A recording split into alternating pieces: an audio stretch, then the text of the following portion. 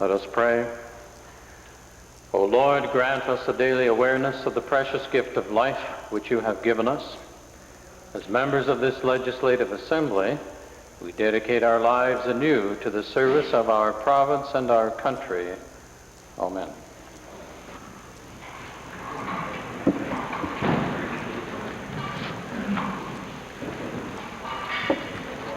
Introduction of visitors.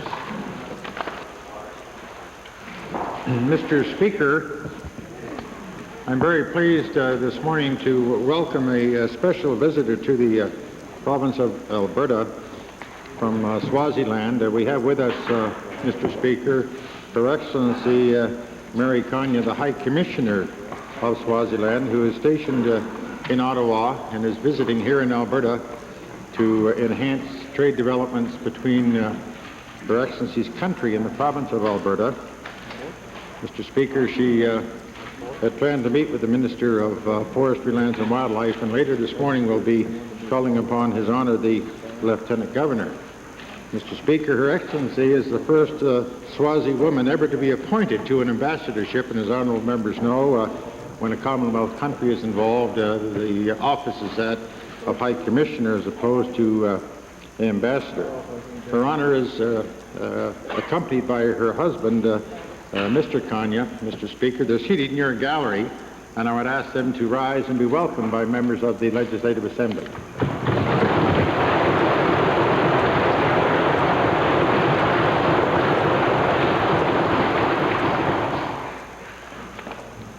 Presenting petitions.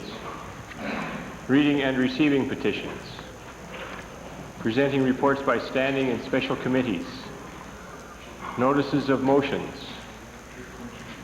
Introduction of bills. Tabling returns and reports. Minister of Health.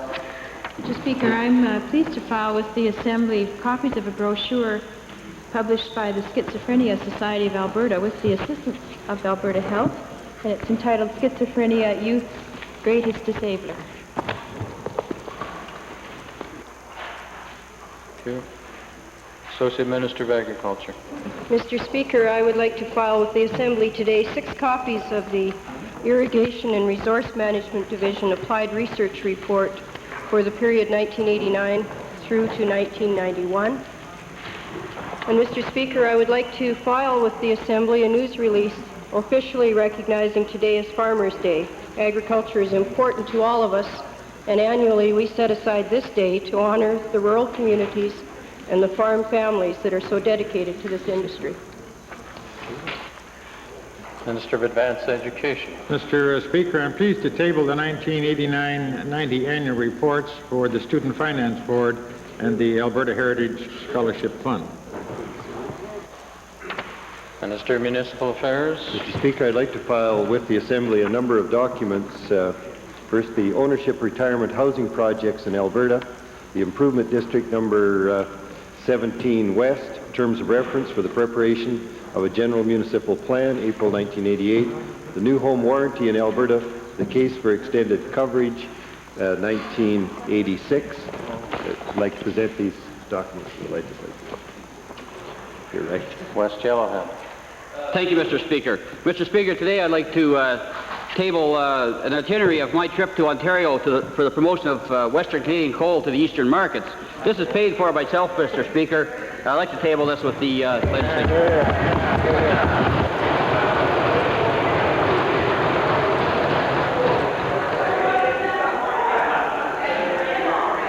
Who cares?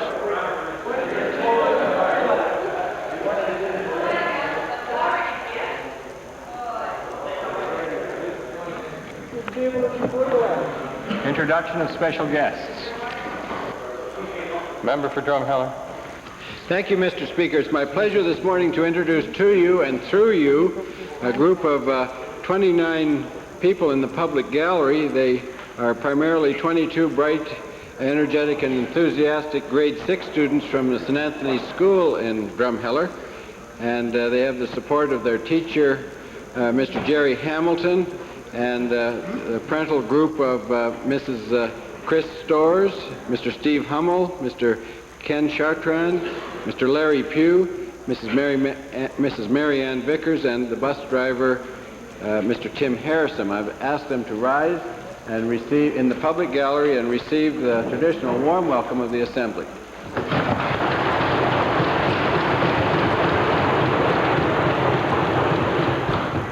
Member for Grand Prairie.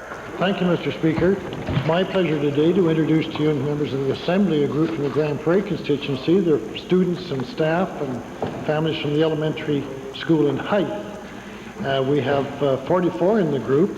They're under the guidance this morning of teachers Mr. Speaker, Miss Howard, and Mrs. Maple, along with several parents and drivers and chaperones. And I'd ask the group from Hythe to stand and receive the warm welcome of this assembly.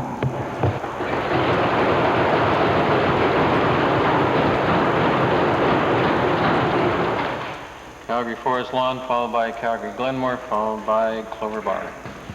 Thank you, Mr. Speaker. This is the second occasion this session when I've had the pleasure of introducing to you and through you to members of the Assembly special guests from Calgary Forest Lawn.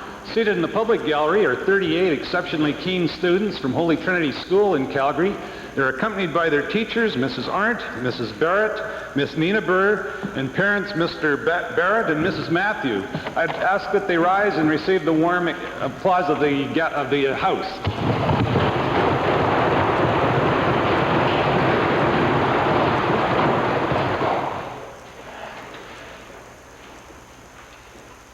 Speaker, I'd like to introduce to you and through you a group of grade 6 students from Nellie McClung in Calgary. These students are not in the gallery since the galleries are full, but they are in the Legislative Assembly building watching how the Assembly works. And I would like you to accept the warm welcome of this group who are not present in the Assembly, and with them is their teacher, Ross Furby. This is a special school because my 3 sons attend this school, and Ross Furby was their teacher as well. I'd like the Assembly to give them a warm welcome.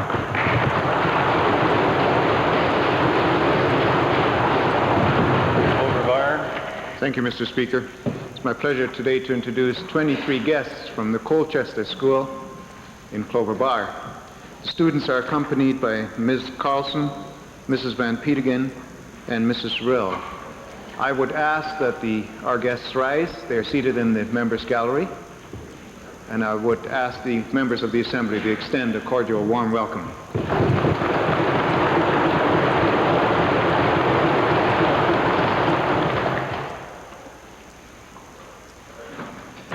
Ministerial statements.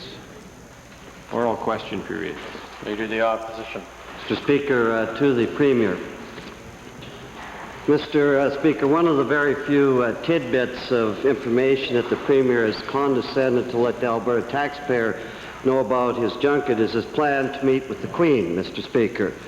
Mr. Speaker, I think it's becoming quite clear now why this Premier is so reluctant to release any details about his upcoming overseas trip, because yesterday it was revealed that not only has Buckingham Palace not even been contacted whatsoever in this regard, but the royal staff did not even know who the Premier was, Mr. Speaker. Now, my question to the Premier, will he now explain to Albertans why he has been misleading them by hoping to say that he plans to meet with the Queen when he's not even made a single arrangement to do so? Hear, hear. Well, back into this business. Could we take away misleading where we're directing them at specific members? Sometimes the chair lets it go when we're talking about the government. We'll take a look again at the Blues tomorrow, but let's go on, Mr. Premier. It's obvious we're not going to get a retraction. Mr. Speaker, I'm really disappointed with the honourable member. Because I guess he is going to take his research just from reading the media. Now, I want you to know how foolish he is because it has been confirmed that I am meeting with the Queen. And we have just had this ridiculous, insolent, foolish statement. Brother! He probably made the arrangement 10 minutes ago. Donnie, where the people of Alberta are disappointed with this Premier because he's wasting taxpayers' money. That's the disappointment, Mr. Speaker. Don't be thin-skinned. You made a fool out of yourself. Nobody else did it to you, Mr. Speaker. Mr. Speaker, this trip, and all Albertans are well aware of it now, is a cheap junket at their expense. Not only is this Premier too afraid to release any information about it, but because he believes that the information might not even be true.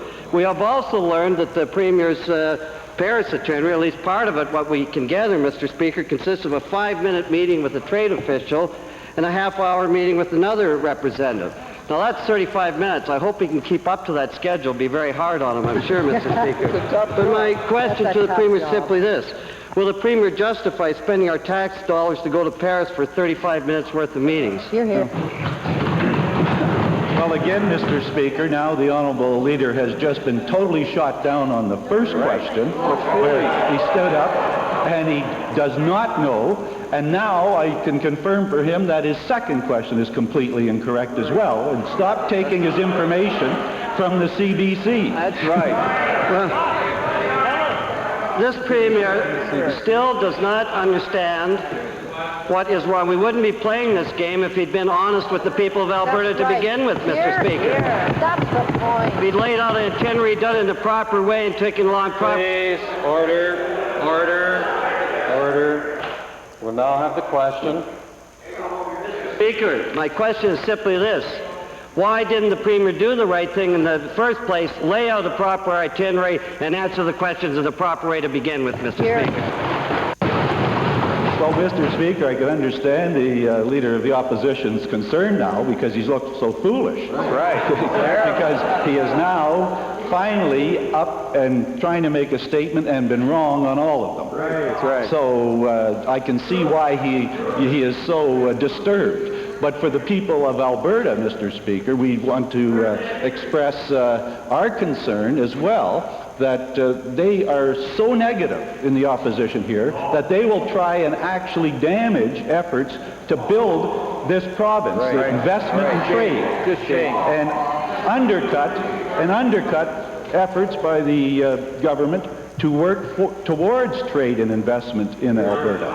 And only this group are so negative they can't stand the thought of some positive things like that. And we've just seen today where his first two questions are absolutely wrong, and then he says, why don't you give us some information, when we have dealt with the matter many times in the House. So, Mr. Speaker, I think it's finally showing through the real agenda for this opposition. Exactly right.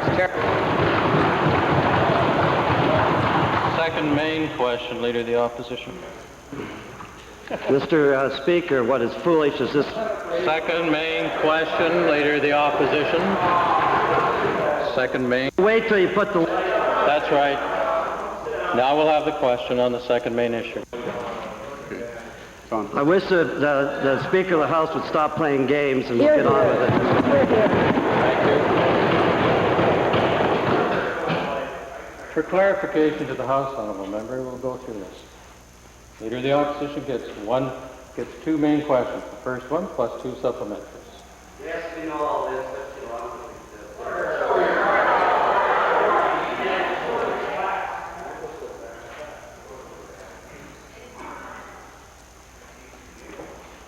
First main question plus a supplementary without preamble. The next one is without preamble. And then the next part is that the Leader has been coming back and making a fourth comment.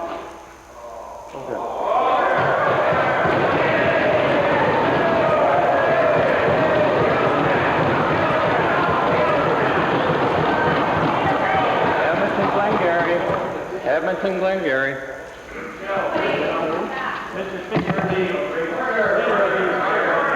Edmonton Glengarry. Take your place, Honourable Member. Thank you very much. Edmonton Glengarry would be happy to have your free vote.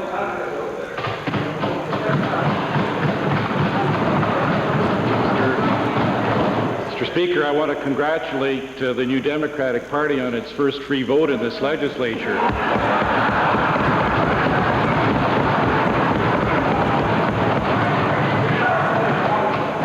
Mr. Speaker, my questions are to the Honourable Premier. Mr. Speaker, trade missions are supposed to be a great benefit to our province. Nobody can deny that. But, Mr. Speaker, this junket, and it is a junket, has become a great embarrassment to Albertans, a sad embarrassment, a black eye to the Premier and to all of the people of Alberta. It's not well organized. There are no objectives. We see no benefits, and the people of Alberta are asking to pay for a trip that's going to cost many thousands of dollars. My first question to the Premier is this. Given this matter has caused great embarrassment to Albertans and to you, Mr. Premier, will you agree to postpone the trip, organize it properly, set some objectives, get some people that are real assets to this trip, and get it done right? Will you agree to do that, sir? Well, Mr. Speaker, I know the Honourable Leader of the Liberal Party would like to see it not work and not be effective. But I'm afraid that he's going to be unsuccessful in that, because in fact we have dealt with the objectives, we have dealt with the subjects, and we have dealt with the people and the organizations that we'll be talking to, and that has taken some time to do it. I find it very disappointing, as a matter of fact, that both opposition parties are so much in a negative mode, and that they would do everything possible to damage what can help the province, and they can't seem to forget their opposition tactics. I mean, we have laid out for the legislature on at least 4 occasions now the purposes of the trip, the organizations and the people we'll be talking to, the subjects that will be discussed, and the objectives, and the fact that we always report back, and then of course to the legislature or to the public of Alberta. So I find the allegations in the Honourable Leader of the Liberal Party's comments completely false. Mr. Speaker, if something looks like a duck and smells like a skunk, you've got to look in on it. And the people of Alberta are entitled to look in on this smelly, skunky thing. Mr. Speaker, a trade mission is supposed to have, I think, trade experts that go along and provide advice and assistance, maybe a trade minister that does the follow-up, not wives that accompany a premier on what looks like a personal trip. Mr. Speaker, this matter can be cured very easily. Will the premier agree to invite the press to go along with him on this junket to see what's going on? Yes, Mr. Speaker, that would help a lot. Yes, that would really help a lot. And it's typical of the leader of the Liberal Party to try and pander to some area to try and get himself some support, because he's looked so bad in this area. Speaker, it's not uncommon for prime ministers of our country and premiers of our provinces to take the press to show and prove to the people that they represent exactly what happened, not to show that they're off on some personal little trip. Mr. Speaker, my last question is this. Yesterday I asked the Premier if he would give a complete disclosure statement, a statement that would show costs, not a year and a half down the line, but immediately when he gets back, a statement that shows who he saw, when he saw them, the objectives that were obtained, and the benefits that would accrue to Albertans. Will he agree to give that disclosure statement to this House immediately upon his return? Mr. Speaker, it is always the custom, and I'm happy to say that I will absolutely report on the trip. And in the full normal operations of this legislature, I would make sure that every dollar that's spent also comes through our public accounts, make sure everybody has all the information. And Thank you, Honourable Premier. Edmonton Glengarry, there's a chance you might even have a second question later in the day. You've asked your 3 on this set. Order, please. Honourable Member, read Beauchesne, where it says the chair has no power to direct that answers must be given. And that is 400 years of parliamentary practice. I'm sorry that sticks in your craw, but that's 400 years of parliamentary practice. Thank you. I'm being very fair. Honourable Member, would you like to retract that? I think it's important that members of this assembly not dodge questions or weasel out. They should give answers, and answers should be directed by the chair. You come down on opposition members to put their questions. Thank you, honourable member. Take your place. I know that you have legal background. I know you have the ability to read. Would you turn to page 123 in Beauchesne? The reference is 416. A minister may decline to answer a question without stating the reason for refusing, and insistence on an answer is out of order, with no debate being allowed. A refusal to answer cannot be raised as a question of privilege, nor is it regular to comment upon such a refusal. A member may put a question, but has no right to insist upon an answer. We're dealing with 400 years of parliamentary practice, and again I say I'm sorry if it sticks in your craw. As I was saying, Mr. Speaker, and to respond to the comments from the honourable member, surely the honourable member can't handle his job within the rules of the House, then that's his failing. It's hardly the failing of the House or the Speaker.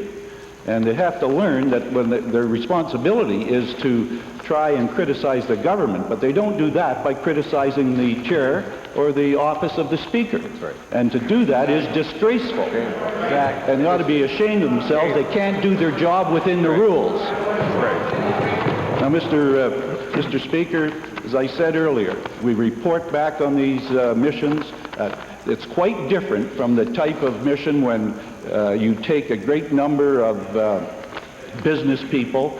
Sure, then of course you have detailed itineraries and you have detailed media availability. You have a press conference every day with the media that travel with you.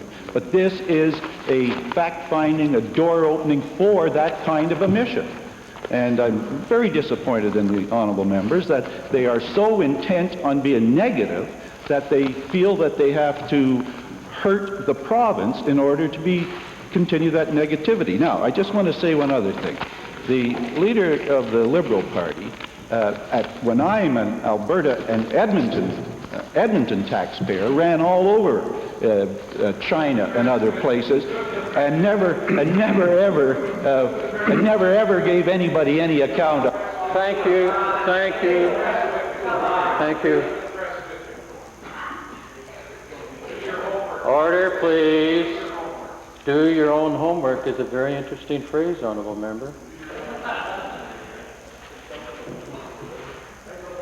Calgary Fish Creek, please. Thank you, Mr. Speaker. In view of the government's commitment to a balanced budget, there's an obvious need, Mr. Speaker, to maximize the income from our pension funds and other fund assets. In that context, Mr. Speaker, a number of my constituents from time to time have advocated that private sector investment counselors be used in developing our various fund investment strategies. Would the provincial treasurer be prepared to authorize and encourage such use of private sector investment counselors? Mr. Speaker, several of my colleagues, including the member from Calgary Fish Creek, have from time to time suggested the province should do more to encourage the development of a private sector strength around the investment management area. And it is unfortunate that even some of the Alberta companies are using companies outside of Alberta for that purposes. So, at the encouraging of my colleagues, I have been reviewing the ways in which we can put the management of some of the funds that the province controls into the hands of the private sector. And I'm pleased to say that over the past 6 months, we have been working on a set of criteria, evaluating Alberta-based companies that may be appropriately asked, and I'm in the process of making some decisions in that area right now, Mr. Speaker.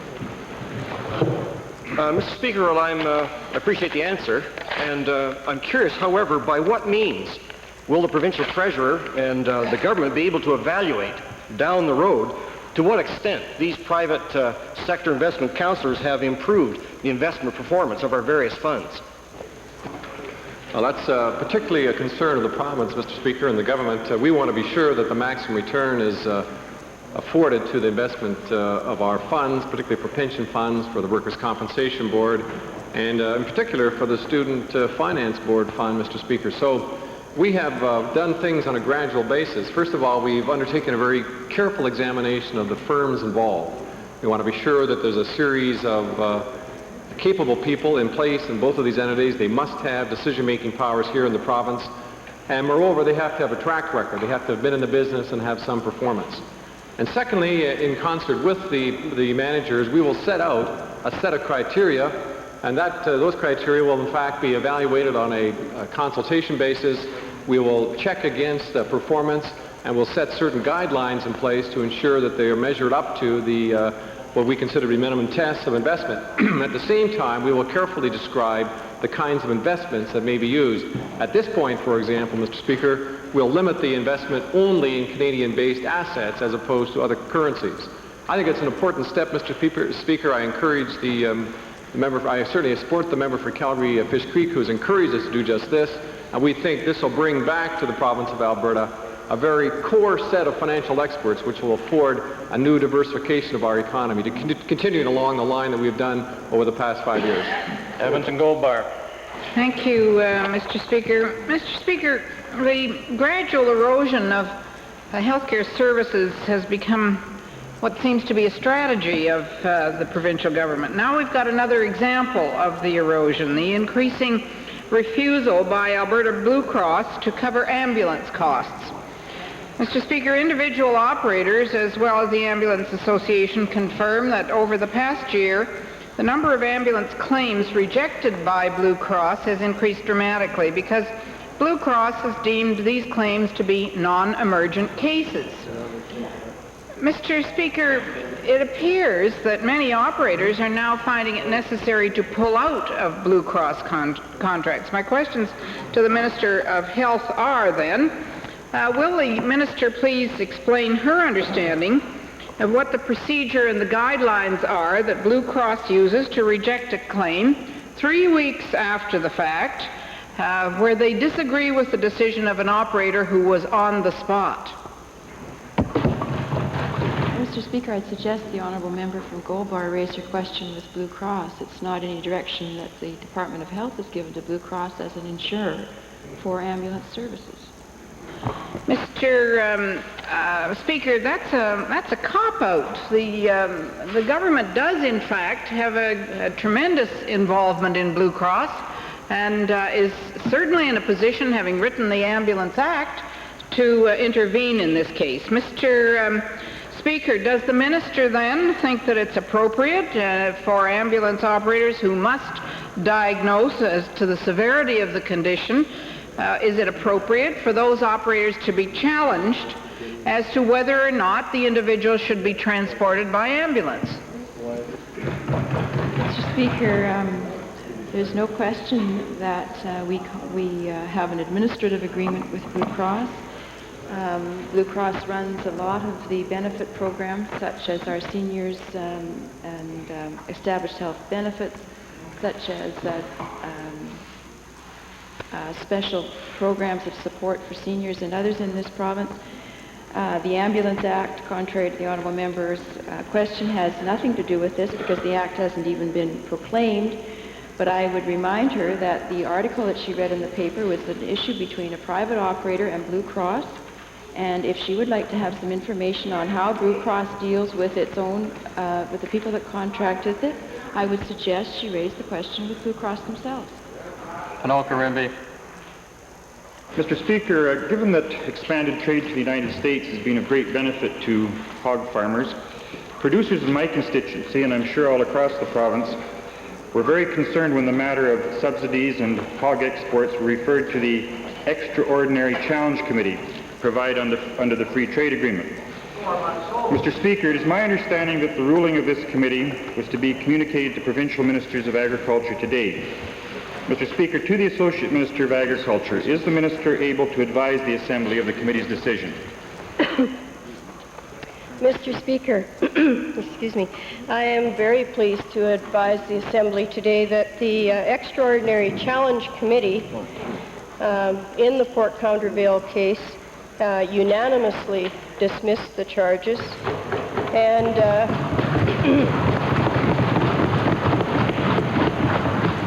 and upheld the previous panel's decision. This is certainly a very important victory for our Alberta pork producers, and I would want to say that the Alberta government and the pork producers worked very hard and presented a very good case to this committee. Certainly we have always maintained that this extraordinary challenge wasn't warranted, and I think the decision today confirms that. Mr. Speaker, that answer will certainly be good news to, I think, the farming community generally across the province.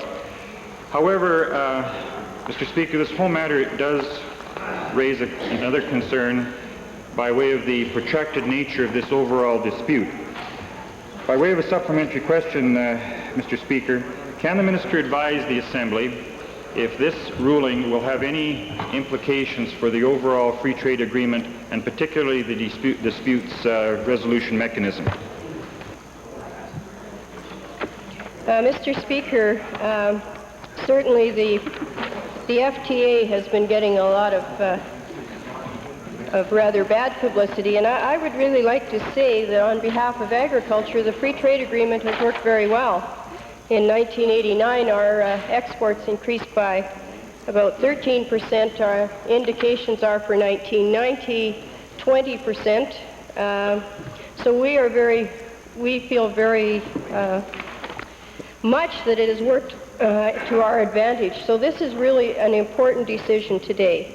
And although it was protracted, true, I think that this is a landmark decision, and I think that this final decision will demonstrate clearly that the dispute resolution process is an effective and a very effective means of impartially settling disputes between two of the largest trading partners in the world. So we welcome the decision, and we're very, very pleased for our pork industry in Alberta today. Calgary Northwest. Thank you. Thank you, Mr. Speaker. My question today is to the Minister of Economic Development of Trade. With the news that the provincial government has decided to put Alberta Pacific Terminals into receivership, I think it's time that Albertans were told how much of the $12 million that we've invested the government is prepared to lose. And I want to point out, Mr. Speaker, that this is Alberta money, not government money. So the concern here is the terms and the agreements and the conditions are all well-kept secrets of the government. So my question to the Minister is that given that this latest announcement with respect to the Alberta Pacific Terminals follows closely on the heels of MagCan, of Novotel, etc., the list is almost endless. I want to know from the Minister, is this simply, appropriately perhaps, an economic decision, or is it more political, and is it simply a decision to get the financial dogs off the books before we get around to the next election? Mr. Speaker, let me first correct the honourable member, and in doing so indicate my thanks to him for putting this question, but we did not put this company into receivership. What we simply have done is filed with the court that we believe the 6-month period should not be extended whereby there was protection from the creditors. I should indicate to the honourable member too that our loan guarantees were just one component of many components that we involved ourselves in to make sure that we had a strong economy within this province. The one component of many whereby we have the lowest taxation rate for the small business community, whereby we have contributed substantially to the infrastructure of both transportation and communication costs. We've involved ourselves extensively in making sure that we had markets other than our own within the province of Alberta. And Mr. Speaker, because of that involvement, over the last 5 years, 107,000 jobs have been created within the province of Alberta. I indicate to him too that there is nothing secret about this deal. We've indicated our exposure right up front, and for the honourable member's edification too. This, in the event that there is any loss, and we have first call on all the assets along with Alberta Treasury branches, but in the event that there is any loss, and I say in the event because it's too early to determine, but in the event that they are, all of this is highlighted in the public accounts whereby there is full public disclosure. Well, any loss with respect to Mirius and GSR, we only got 6 cents back on the dollar, but my supplementary question to the Minister with respect to the Alberta Pacific Terminals, are the assets of Mr. Mackay on the hook as well, or does he have the Peter Pocklington prerogative of just getting money and not having his personal assets on the hook? Are you going to go after him? Mr. Speaker, again, the honourable member's accusations are inaccurate. I should indicate to him, too, he is asking for a legal opinion. I'm not a learned lawyer, as some members of this Legislative Assembly are, and there's also certain sensitivities. And I'm surprised that the honourable member from Glengarry, who is a lawyer, who on a consistent basis reflects opinions that are contrary to the legal advice that is consistently given by lawyers. He recognizes, or he should recognize, this issue is before the courts, and we're not about to do anything that is going to prejudice our first call on the assets. And that's why we have to be sensitive as to how we do respond. And I'm surprised again that the honourable member from Glengarry, who's supposedly a learned individual in the legal profession, knows nothing as it relates to the legal circumstances of this case. Thank you. Cypress Redcliffe. Thank you, Mr. Speaker. Mr. Speaker, my question is to the Minister of Health, and it's related to some of the changes under the Aids to Daily Living program that are about to come into force on July 1. And to the Minister, I understand that now the new lists of ADL qualifications are out, and they exclude diabetic supplies. And I've had contact from drugstores in my constituency about how will diabetics now be served, and how are the discussions coming with their association, with the Canadian Diabetic Association, towards distribution of the strips, the needles, the insulin, that sort of stuff. Mr. Speaker, the honourable member is correct in that the old AADL program will be ending with respect to diabetic aids, and a new program will be starting up with a far greater and expanded list of diabetic aids in Alberta. We are currently in discussions with the Alberta Pharmaceutical Association, the Canadian Diabetic Association, to ensure that the transition between the two programs is as smooth as possible. I'm sure that the Pharmaceutical Association will be in contact with its members throughout the province as soon as those discussions have concluded and we have an action plan in place. Thank you, Mr. Speaker. My supplementary is a two-pronged supplementary, and the first part is, Mr. Speaker, there is, I understand, the Diabetic Association mostly centered in the larger municipalities or cities, and is the minister attempting to negotiate an agreement whereby small drugstores in smaller rural areas further removed from the city will be able to supply some of these supplies, so that our people dependent on diabetic supplies and seniors don't have to go to the city to get some of their supplies. Mr. Speaker, there's no question that pharmacies will continue to be involved in the distribution of supplies as well as the traditional distribution of insulin for diabetics. And how the outlets of the Canadian Diabetic Association and pharmacies work together for the purpose of ensuring that we're able to provide Albertans with the most highly updated diabetic supplies possible is what is the whole purpose of the program. I understand that some of the pharmacies are nervous about this because they don't quite understand how the program will work together, and I certainly acknowledge their concern. What we are trying to do in the discussions currently is ensure that there isn't a time lag for Albertans who suffer from diabetes between the old program and the new one that's coming on, which is certainly a far more valuable program than the former one was. I can only tell the honourable member that we will continue to work with not only the association, but ensure that pharmacies across the province are well informed about the program and continue to be involved in delivering AADL and especially the diabetic aids to Albertans. Westlock Sturgeon. Thank you, Mr. Speaker. I'd like to pose a question today back to the Minister of Parks and Recreation. The unholy mess that he has created is largely responsible for out here, the wildlife park. It's almost as bad as Mr. Getty's travel arrangements. Where we now find, Mr. Speaker, that may cost millions to move the park. The interest on the millions to move the park would probably be bigger than the subsidy, Mr. Speaker, that they've been paying in the past. I'd like to ask the minister, it's a very simple question, is he aware of any studies by a management organization, chartered accountant firm or something, that would indicate what the costs of moving the farm would be and what it would cost to keep it going?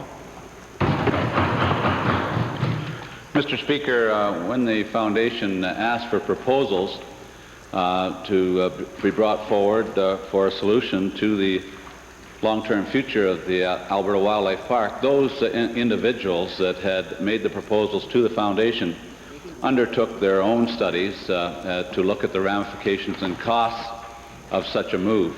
And those studies are, again, with those private sector individuals or organizations that had come forward, and I will leave that to the Foundation to peruse those. Thank you, Mr. Speaker. I gather then that the minister has not seen or didn't ask for any studies to be tabled with him. Then a step further then, Mr. Speaker, is it would appear that certainly the native band is in conflict as what they wanted, and there's been no money available to loan to the native band. The next person in line was the Helen Ridgway Foundation, a widely based public foundation. If at the end of June, or I shouldn't say at the end of June, it's now apparent that the native band cannot come through with the financial commitments, will this minister go to bat for the Mrs. Ridgway group and turn the park over to them to run? Mr. Speaker, I can't deal on a hypothetical situation.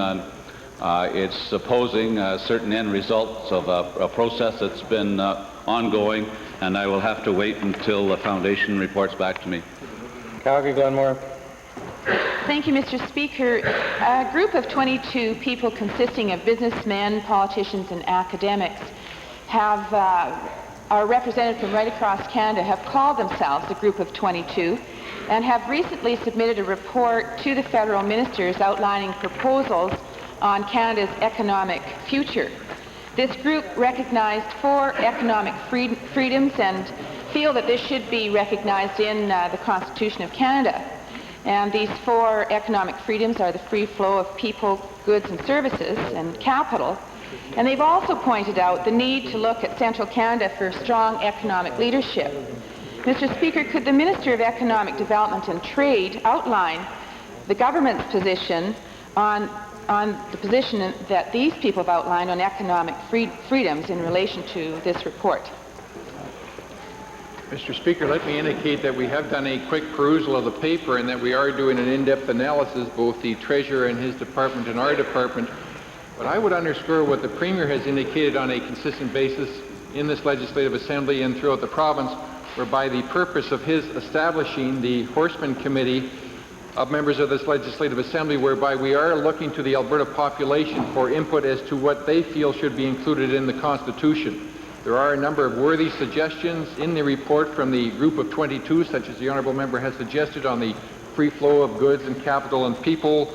Also recommendations whereby they are suggesting that we reduce the size of government and reduce overlap that exists within the various levels of government.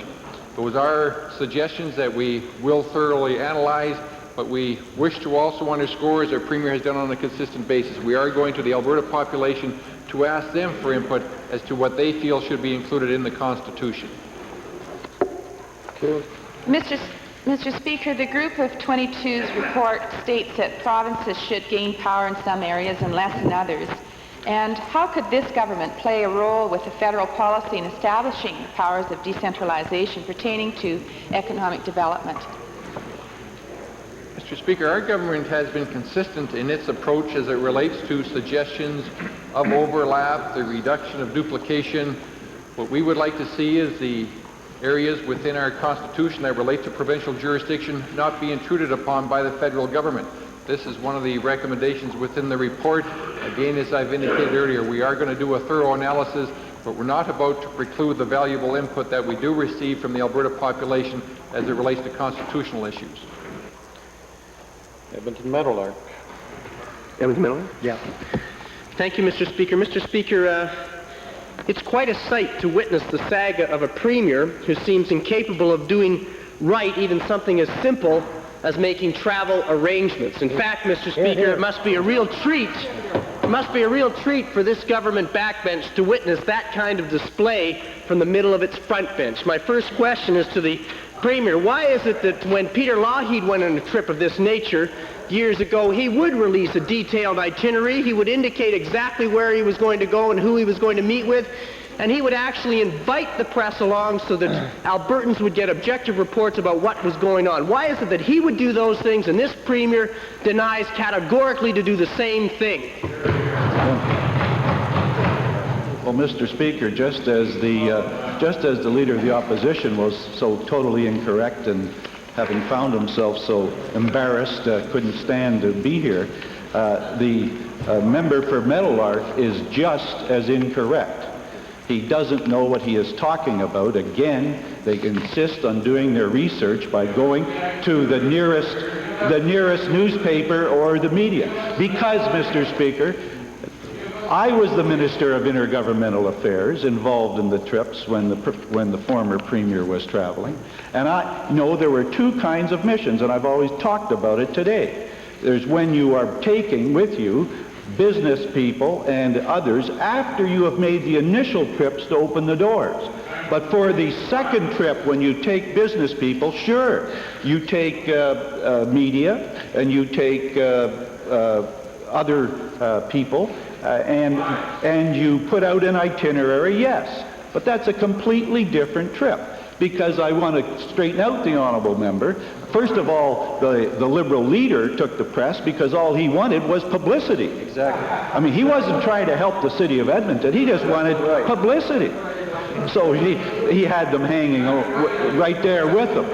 But, Mr. Speaker, what we are doing is trying to help the people of Alberta. Now I want to just talk about the former Premier, because I don't want to reflect backwards in any way, except positively, to say that when the former Premier went on the initial door-opening trips, there was not an itinerary, and it was not made public, and the media did not go.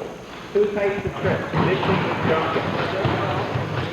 Mr. Speaker, then I guess he's saying that the former Premier took the press just because he wanted the publicity as well in later trips. Mr. Speaker, under the government's new Freedom of Information legislation for municipal councillors, there would be no question but that a municipal councillor going on a junket of this nature would have to release detailed information about who he or she was going to meet with and when and where and why and what would be accomplished. How can it be that this Premier can on the one hand say that's good, that's proper, that's okay for municipal councillors, but have the hypocrisy to indicate that that's not okay for himself or presumably for his government and his front bench? Grant, lighten up. Well, Mr. Speaker, once again the honourable member is so wrong. I mean, this is really a shame when the opposition are so much into negativism that they just can't stand to see something going on that's going to benefit the province of Alberta. Now, that is the worst kind of negative opposition. And unfortunately, it's all that we have been able to receive from that party, and it's a shame. It's a shame for the people of Alberta. It's a shame for this legislature that they are so bad. Now, what I have done, Mr. Speaker, is I have issued press releases on the trip, the people that and their positions that we'll be talking to, the days I'll be going. 3 days, of course, of the 11-day trip are traveling. Then, Mr. Speaker, I've talked of the subjects and the objectives, and that there would be a full reporting back to the people of Alberta.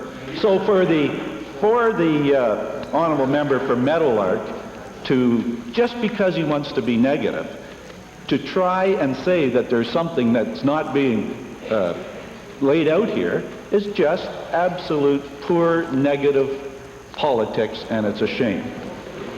Lesser Slave Lake. Thank you, Mr. Speaker. We've got a beautiful educational facility in Slave Lake, thanks to a government which has a vision of getting education to the people. And the students the students that are being served come from a surrounding area of about a population of 13,000. One problem exists. There is a shortage of housing for those students who come in from the north and the surrounding area. Would the Minister of Advanced Education please indicate what steps we have to take to get some student housing in Slave Lake in either dormitories or for single and multiple family housing? Mr. Speaker, the honourable member is quite correct about the success of Alberta Vocational College at Lesser Slave Lake as well as the one at Lac La Biche. Mr. Speaker, the government recognizes the uniqueness of the student population that the ABC at Lesser Slave Lake deals with. And accommodation is unique, I think, in that area. The college at Lesser Slave Lake has taken the appropriate steps, Mr. Speaker, by submitting it as their priority. The government has considered it, and it's a priority, Mr. Speaker, with the government. However, up to date, resources simply have not been available to provide that additional accommodation. Boy, it's sure wonderful to be able to get a question out without being harassed. My supplementary, Mr. Speaker. I appreciate what the minister has said in terms of making sure that we try to get something in place. However, we still have a problem relative to what can be done, and I would like to get some steps which we can put in place in order for us to be able to get some housing resolved, the housing crisis that we have resolved in Slave Lake. Well, Mr. Speaker, I recognize the enthusiasm of the honourable member on behalf of her constituents. There has been a success story, of course, at the Lloydminster campus of Lakeland College involving the private sector. Mr. Speaker, because the Department of Advanced Education is responsible for ABC Lesser Slave Lake, there's perhaps a unique difference there. I would commit myself, Mr. Speaker, to meeting with the honourable member for Lesser Slave Lake to see if, in fact, anything can be done to assist those particularly Native students taking training, important training, at Lesser Slave Lake campus. Edmonton Whiteman. Thank you, Mr. Speaker. In 1974, the provincial government initiated at that time what was seen to be a very, very positive move, and that's a green belt around the city of Calgary and the city of Edmonton with the idea of earmarking it for utilities and roadways. And at first, land was initiated. Sales were taking place. But now, of course, that land is frozen, and we have landholders there that can't sell, they can't develop, they can't do anything. We're talking 17 years later. To the Minister of Public Works, Supply and Services, is the Minister prepared to undertake a commitment to this House that he will initiate transactions to acquire those properties to allow those landowners to get on with their lives? Mr. Speaker, one more time, I guess it's really important to be brought up to date.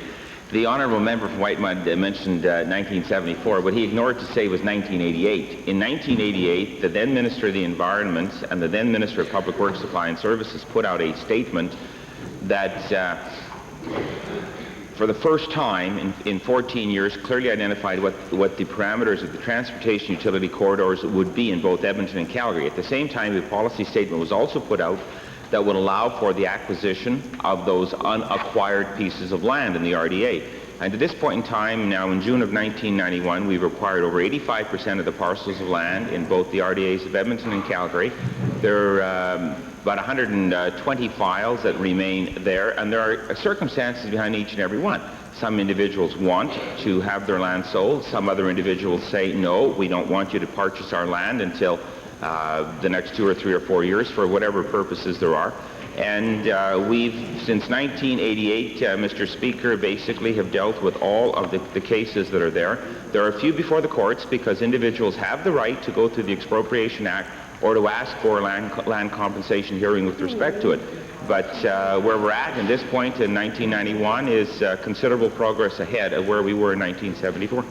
My second question, again to the Minister responsible for public works supplying services. For those lands that have still not been acquired, and if after the next 12 months that the minister has not responded to their initiations to dispose of that land or put expropriation procedures in place, is the minister prepared to release those lands from that frozen designation so those landowners are able to exercise what I believe is their right to do with their land what they want to do with their land?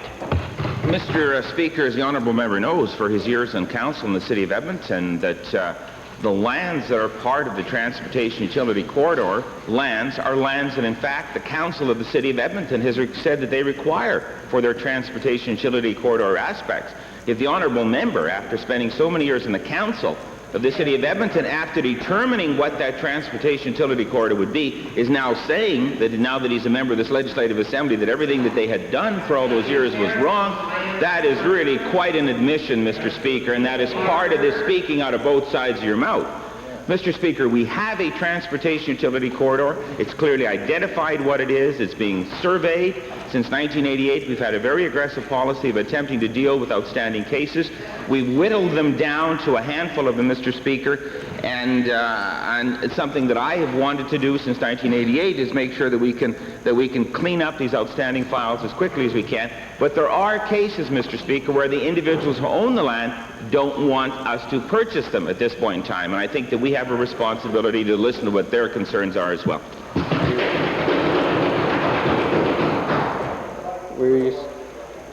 It'll have to follow on a considerable list of things, but thank you. Might we revert to the introduction of special guests? Thank you.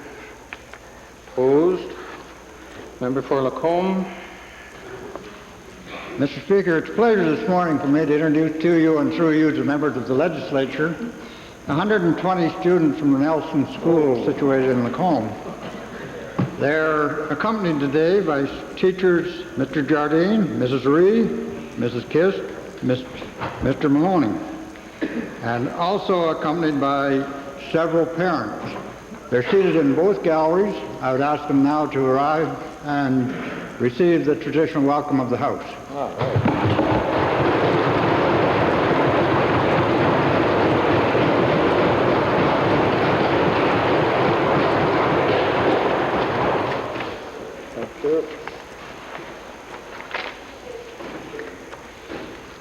Yesterday, at the end of question period, a point of order was raised by the Leader of the Opposition. The Chair has examined the blues and notes that at that time the Leader of the Opposition, the Leader of the New Democrats, was interceding on behalf of the member for Edmonton-Glengarry.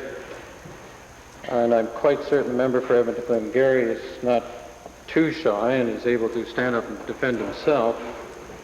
However, having examined the blues, the Chair finds that the Premier's comments were in order. Second issue was brought up by the member for Edmonton Highlands, at which time the member for Edmonton Highlands quoted fairly extensively from her letter, however failed to quote from my letter. So there was a letter which was sent on June the 6th of 1990, which reads in part from myself to the member for Edmonton Highlands. To keep the matter in perspective, it is essential to point out that Hansard did not exist in Alberta prior to 1972. There are no verbatim records of debates in the House, and as such, casual reprimands by the Speaker on the use of unparliamentary phrases, or the numerous times that speakers traditionally ask for the withdrawal of an offensive phrase, are not recorded prior to 1972. The only records of speakers' rulings on the use of certain words or phrases occur in votes and proceedings, which in most cases did not record a reprimand, caution, or request for withdrawal of a particular phrase by the Speaker, unless it was brought forward in the House as a formal point of order and was dealt with by the Speaker as a formal ruling. And again,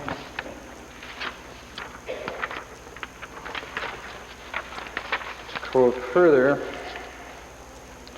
It's also important to note that Alberta has traditionally had governments with very large majorities, and thus less opposition intervention in the chamber. This is certainly due dating from the days of the United Farmers of Alberta government, the Social Credit government, and the Progressive Conservative government.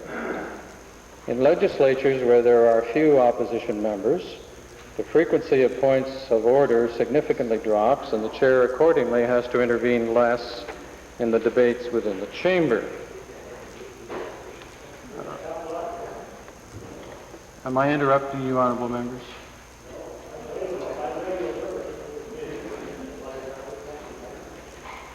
In our last two legislatures, opposition members have increased in number, and I don't think it is unfair to point out that they are very vocal and more likely to test the limits of parliamentary practice and decorum than their predecessors. I make this observation not only pointing to the Alberta House, but the House of Commons and other legislatures as well. It is my opinion that parliamentary order and decorum has diminished as a tradition in legislatures everywhere, and this often requires the more active intervention of the Speaker or whoever is in the chair. Thank you, honorable members. I'm sure coffee is brewing in the lounge if you wish to go back and have a second cup.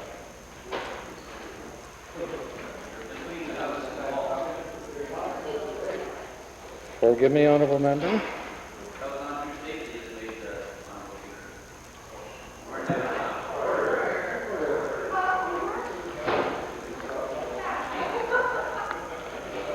If I may continue with the glorious assent of the member for West Yellowhead.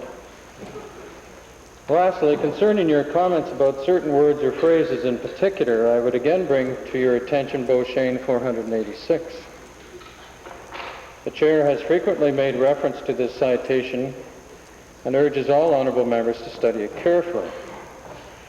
With all phrases or words ruled unparliamentary in the Alberta House, the important matter to consider is the context in which each word or phrase is used. In some cases, it is entirely appropriate that a word should be deemed parliamentary. In other circumstances, the same word may draw offense.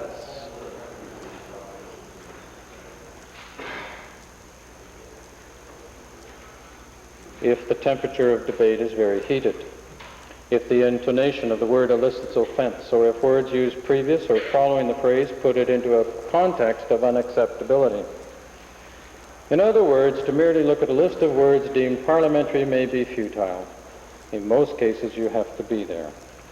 And finally, Beauchesne 491 is the best rule of thumb because it provides authority for the fact that any language used in the chamber should be temperate and worthy of the place in which it is spoken.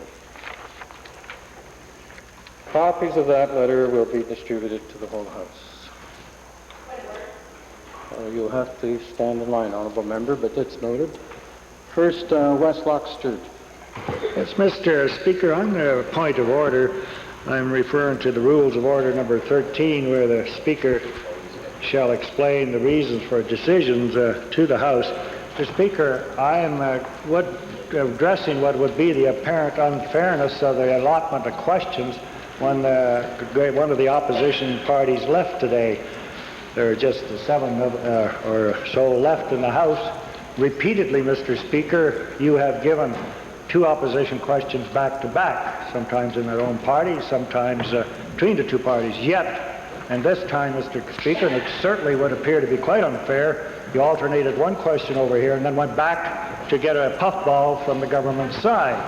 Now, I know that they expressed a great deal of happiness, Mr. Speaker, and possibly you are happy with that type of a House. But I think that they said it was a rather evident admission of unfairness to limit us to 1 question after each of the government backbenchers' question when you have had a habit of leaving a couple questions in a row go to the backbench or go to the opposition parties.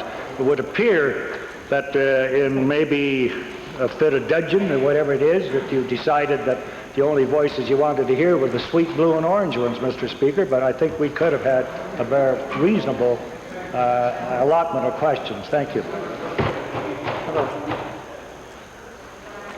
Well, thank you, honorable member.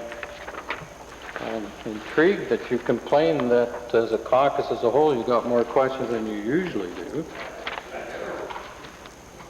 But let us review.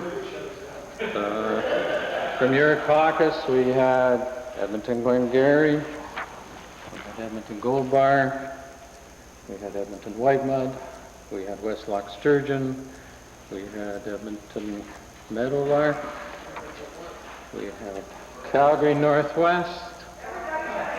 Well,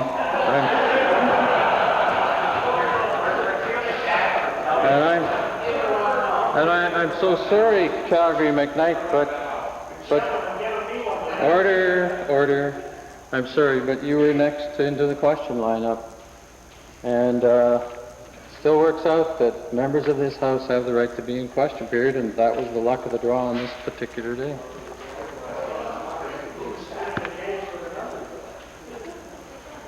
The chair was responding to the list that was sent up, the two lists that were sent up to the chair by your caucus. Thank you, that's enough. Edmonton Highlands. Thank you, Mr. Speaker. On your comments earlier today, where you read from your correspondence to me dated 6 June 1990, I would like to point out that when you said in legislatures where there are few opposition members, the frequency of points of order significantly drops, and the chair accordingly has to intervene less in the debates within the chamber. Mr. Speaker, I'd like to point out that I attended question period in the Nova Scotia legislature last week. What I saw is a House that is almost split 50-50. The government holds only a very slim majority. What I also saw was one of the most interesting question periods I've ever seen, and I've been told, by the way, that question periods like this can be seen in Quebec, Ontario, and other provinces as well. The chair did not intervene. The chair did not use a little device to cut the microphone off of the person speaking. The chair did not. What is your reference here so we can deal with that? Mr. Speaker, the point that you made is that when there are more opposition members that more intervention from the chair is required. I am pointing out that in fact that is not the case. The chair, in fact, can set the tone of the assembly, and that is what I saw. The chair, knowing that about 45% of the members in the assembly were opposition members, did not attempt to cut off preambles, did not interrupt with points of order, did not at any time stand up between the moment of a question being posed and the minister or the premier responding, not once. The preambles were not cut off. Mr. Speaker, I think the point is very clear. It has nothing to do with the size of the opposition. That is totally irrelevant, and a visit to other legislatures might demonstrate that for the chair. Thank you. Thank you. Point of order. I find it absolutely incredible the member would bring into the parliamentary traditions in this chamber what takes place in other chambers and use that as an example. We have seen in this chamber over the last 5 years a deterioration in terms of the question period in this House.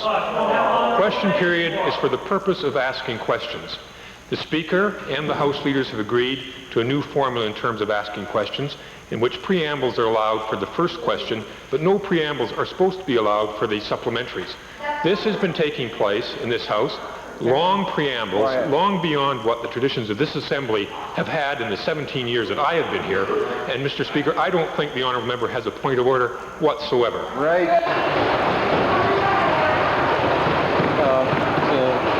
You have not been recognized, honourable member. You're not recognized. You're not recognized.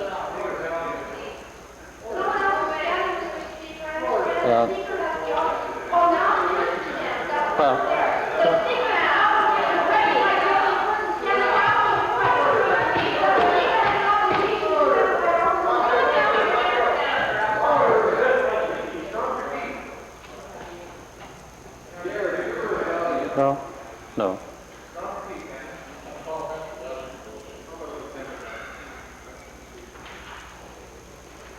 The normal practice would be that if we indeed have various people speaking to points of order, that other people get a chance to get in on the action before.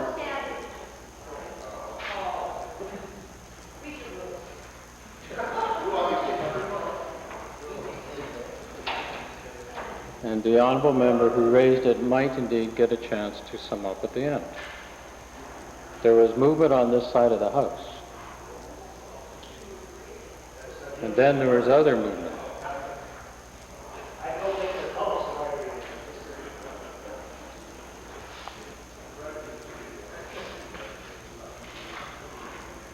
It's the chair's prerogative to recognize. Minister of Consumer and Corporate Affairs.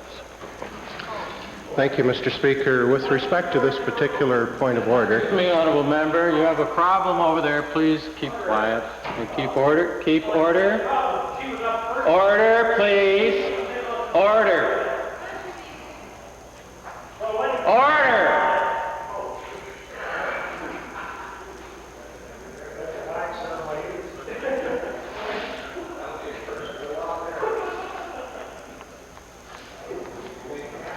Minister of Consumer and Corporate Affairs. Mr. Speaker, with regards to this particular point of order, it speaks to the parliamentary tradition both of this House and of others in the parliamentary system, and I think the point is well made that the opposition has a responsibility, not just the right in Beauchesne and in other documents, to question the government, to put the case from that side of the House to the government, and the government has a responsibility to deal with that as best as the government is able to do. Nonetheless, with regards to the point made by the honourable member, the honourable government, the House Leader of the Opposition Party, since I have been in this House in 1979, it is true that the tradition was much more strictly adhered to in previous years. It is absolutely true that when I became a member of this Assembly in 1979, I was cut off in preambles more frequently. Opposition members were as well. I believe, Mr. Speaker, that in this parliamentary democracy, our citizens want those traditional roles of government and opposition upheld, but I also very strongly believed that with respect to this point of order, that the decorum of the House is important to the people of Alberta and of Canada, and that if you ask the citizens who we represent in this Assembly whether or not they want an increased show of points of order and of the yelling and arguing back and forth, of the information in preambles that are condemning rather than information-based, or the answers which are more responding dramatically to that rather than answers of fact, you'll find that the citizens of Alberta and of Canada are in favor of fact, they're in favor of a reasoned debate, and of an operation that in this House, which is based on rules, based on a relationship and tradition that allows for reasonable debate of issues, not a debate of personalities, and does indeed have a respect for the chair and for the traditions that the chair upholds. The point which the opposition has raised, sometimes I believe they raise reasonable points. I haven't seen many of those in recent days, but rather have instead seen instances where they have challenged, in fact, what are established rules, not something that you, Mr. Speaker, have created, but established rules of the Assembly, and not just established by any majorities here, but by our parliamentary tradition. And I believe Albertans would want us to uphold those traditions. Evans and Kingsley? Well, the problem is with what the minister says is that the government never gives us any answers when we ask questions. We ask and ask and ask questions, but we don't get answers. And so if they become a little rhetorical, that's so that one can make a point, because you don't get an answer to any legitimate question that is seeking information anyway. And so I think the minister's point is not well taken. And what we're objecting to is the amount of interference we've been getting from the chair in this House, and that's what was based at the start of this point of order. All we expect is a neutral referee that serves this House, not somebody that controls it like a schoolmaster picking on little kids. And that's my objection. Calgary Fish Creek. Mr. Speaker, my participation, albeit brief today, is triggered by the most recent reference to a referee. I'm reminded somewhat of a game of hockey, perhaps involving adolescents, in which a referee is there to ensure that certain rules of play are honored. A penalty is called, and instead of that call being honored, there's a snit raised and a temper tantrum, alleging that the referee has somehow improperly made that call. I think at the bottom of our discussion today in the House is a fundamental difference of attitude with respect to rules. Speaking for the government members. You guys set the rules, yeah. Speaking for the government members, I think that we are committed to honoring and operating this assembly under those rules. Not, has been alleged, rules developed by the government members, but rules that are a result of an evolutionary development in this assembly involving members from all parties. Excuse me, honourable member, for half a moment. Edmonton Kingsway, you have consistently tried to interrupt members. Your violation of Standing Order 13. If you do it once more, you will be named to the House. Now please pay attention and allow the member the courtesy of listening to his comments.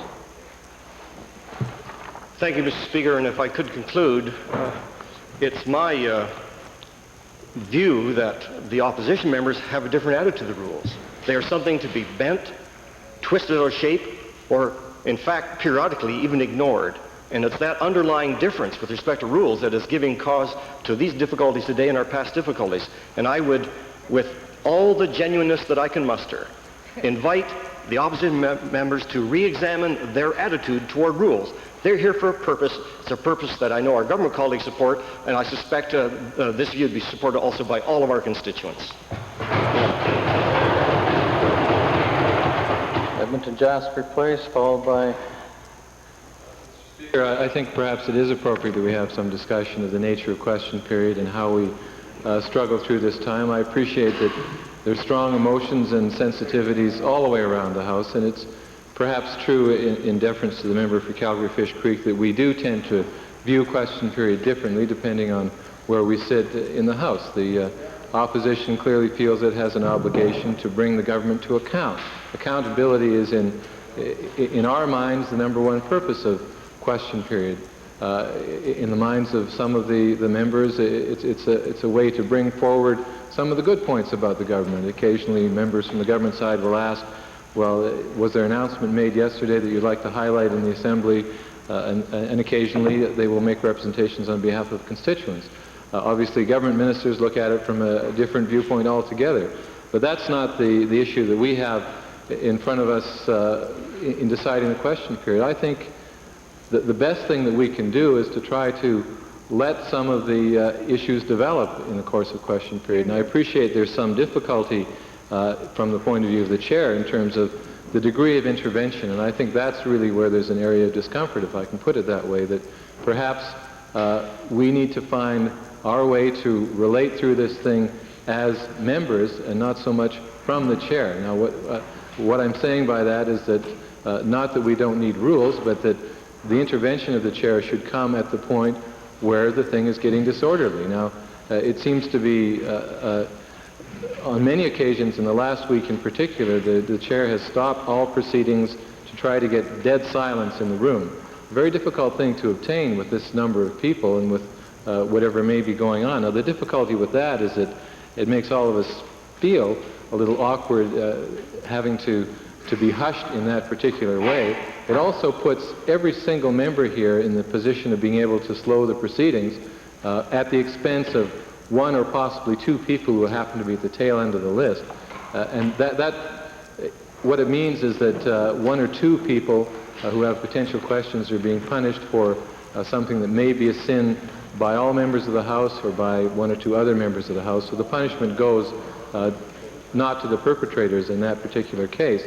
I'm not certain that a little bit of noise and a little bit of heckling is altogether out of place, given that we are partisans, given that we have strong feelings about issues, and given that we approach this thing from somewhat different angles. So if I could make one plea, it would be not that we throw out the rule book, but that we consider whether the extent of the intervention is necessary. Maybe we do have to find our own way as a House.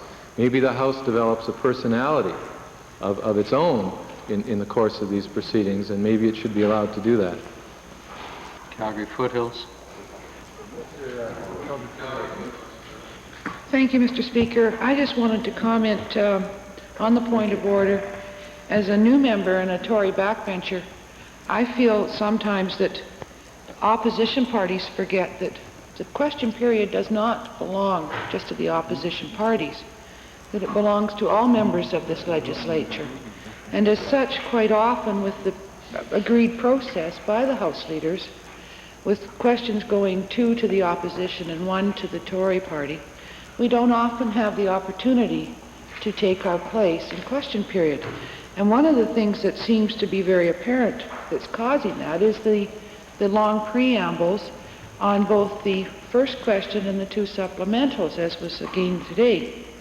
Now, when we looked at today's situation, Mr. Speaker, quite clearly the events occurred as a result of the leader of the official opposition making a gross error in selection of questions, which became an embarrassment to him. And as a result, Mr. Speaker, he was frustrated, and that's understandable. We've all been in that had that experience. But he was frustrated on camera. And then what followed was a little bit of a temper tantrum from the NDP party. But quite frankly, Mr. Speaker, as a result, I have to say I think this was the nicest question period that I've sat through in this House.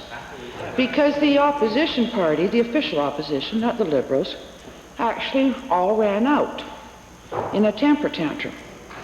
And we actually got questions asked of ministers, and were able to actually ask our questions without yelling and screaming back and forth like a bunch of children. Now surely, Mr. Speaker, if members want to be respected in this House, you earn respect. It's not given. And for people that are grown adults to act like children, then maybe they must be treated as children and be disciplined more often.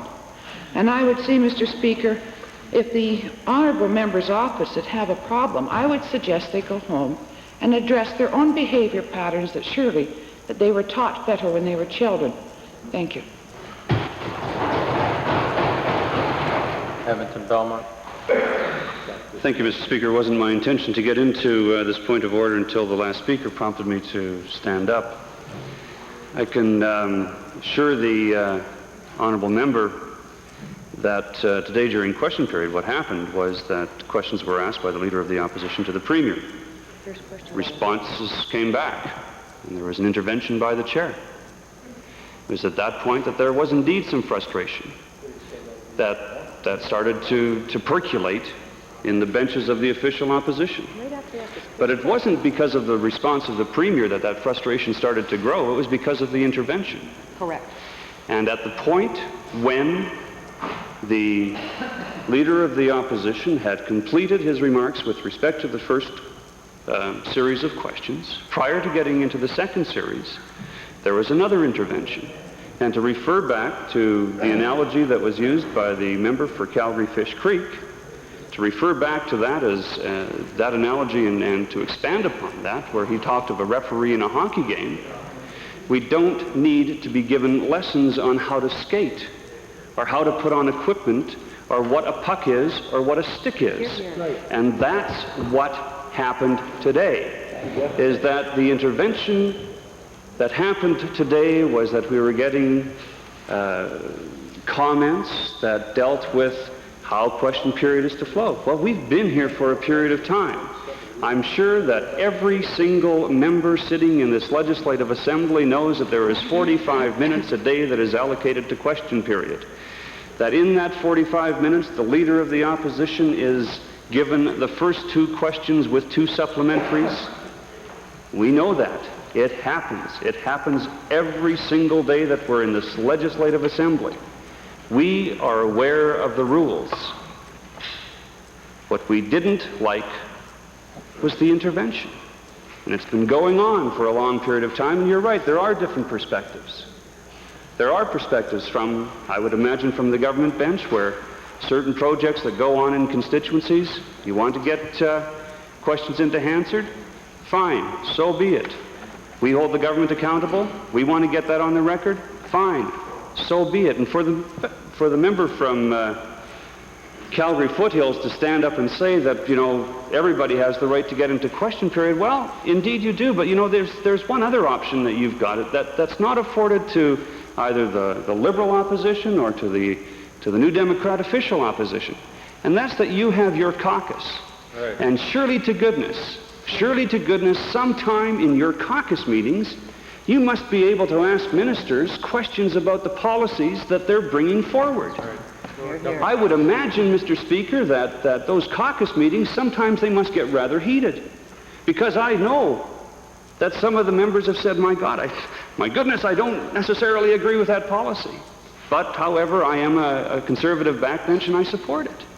So I would imagine that you're not just coming into the Legislative Assembly to put on a show, that part of your argument is extended into your caucus meeting where you are afforded the opportunity, unlike the members of the opposition, to put questions that quite frankly are not recorded and answered, that don't get any airtime, but you hold the ministers accountable there. That's your role as part of being a backbench member of the Legislative Assembly in the governing party. It's our role to hold the government accountable in the Legislative Assembly during question period and during debate. That's part of the difference. And to have, all members have that, absolutely right. But you are afforded another opportunity that we are not. And to have intervention, to constantly remind us of rules that we're already aware of, is unnecessary.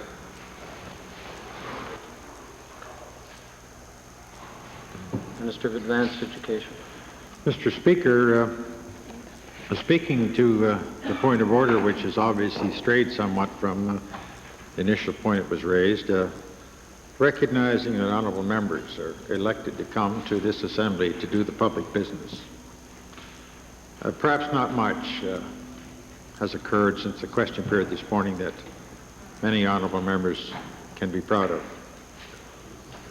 I well recognize, as do most honorable members, Mr. Speaker, there's some 400 years of history in the parliamentary system which divides the rules under which we use, and yet we still develop our own standing orders because this House will make rules which apply to this House. Having said that, Mr. Speaker, there are very few ill winds that don't blow some good, and I would make the observation that we've had that opportunity this morning, sir, unfairly, in my view, to direct it in the form of criticism to the chair, but I believe all or most honorable members have had the opportunity of expressing their view, positive or negative, satisfaction or dissatisfaction. I would hope, Mr. Speaker, that all honorable members have had their say. We're here to do the public business, and I would certainly urge all honorable members, Your Honor, to follow, as well as possible, the standing orders of the Assembly, recognizing that the official opposition and other opposition parties have an obligation to criticize the government, but they would act in a spirit of cooperation to see in the final analysis the good of the public was observed. Thank you, Mr. Speaker. Member for Innisfail. Thank you, Mr. Speaker. I just wanted to make a brief intervention in this point of order.